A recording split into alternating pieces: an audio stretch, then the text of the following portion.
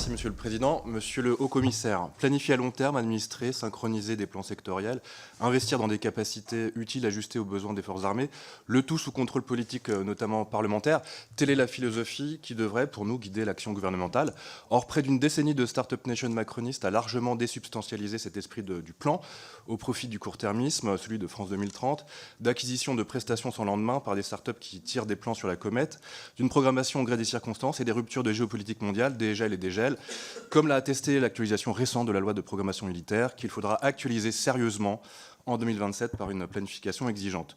J'aurais une seule question ultra ciblée.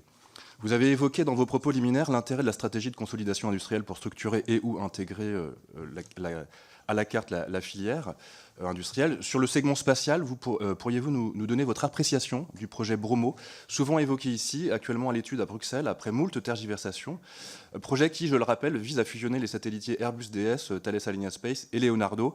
Il est engagé sous couvert d'adaptation aux contraintes du New Space et de confrontation à la concurrence de SpaceX, entre autres, mais parce que les menaces sur l'emploi en France et la fragilisation de la BITD nationale sont connues, notre groupe, je vais presque finir, en accord avec les organisations syndicales toujours mobilisées, maintient que c'est un projet funeste qui, par surcroît, fera les affaires de gros industriels allemands qui surfent sur la vague et la vogue du spatial de défense, dont les vannes sont ouvertes par le gouvernement fédéral. Merci pour vos lumières.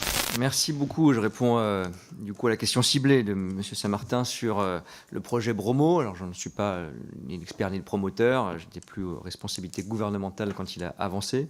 Mais je crois que j'entends les questions sociales qui sont importantes, mais que stratégiquement, il va dans la bonne direction, ce projet de consolidation. Et je ne crois pas que ce soit un projet de soumission aux intérêts allemands ou d'autres pays. Je vais faire le lien avec la question de Mme Colombier.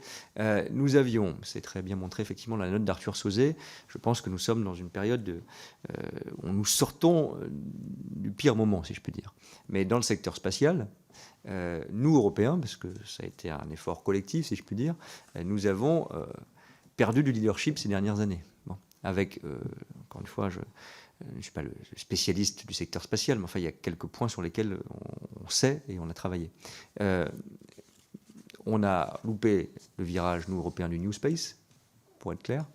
C'est pour ça que j'insiste autant sur le financement de l'innovation dans ce qu'on appelle la New Defense. Les industriels et les politiques européens, soyons très clairs, n'ont pas cru aux lanceurs réutilisables. Bon. Pas de chance, ça a marché. Enfin, tant mieux, ça a marché sur le fond technologique, mais pas de chance, c'est pas nous qui le faisons. Bon. Donc on rattrape. Bon. Dans un secteur où il y avait un leadership industriel, qu'on n'a pas perdu sur tous les segments, fort heureusement, mais qui était européen. Bon. Et l'autre élément qui s'est produit, qui est parfois le génie européen, c'est que nous avons justement fragmenté la filière. Et là, il faut le dire, nos amis et néanmoins partenaires allemands ont voulu développer une industrie nationale du spatial et ont encore aujourd'hui une stratégie avec une dimension nationale très forte, pour le dire diplomatiquement. Bon. C'est pas que les Allemands, comme nous avons nos intérêts nationaux, défendent leurs intérêts industriels et nationaux, c'est légitime. Bon. Mais je crois que c'est perdant-perdant. Parce que nous n'avons pas la surface nécessaire en Europe pour avoir plusieurs grands leaders du lancement, par exemple. Bon. Et donc, il faut de la consolidation.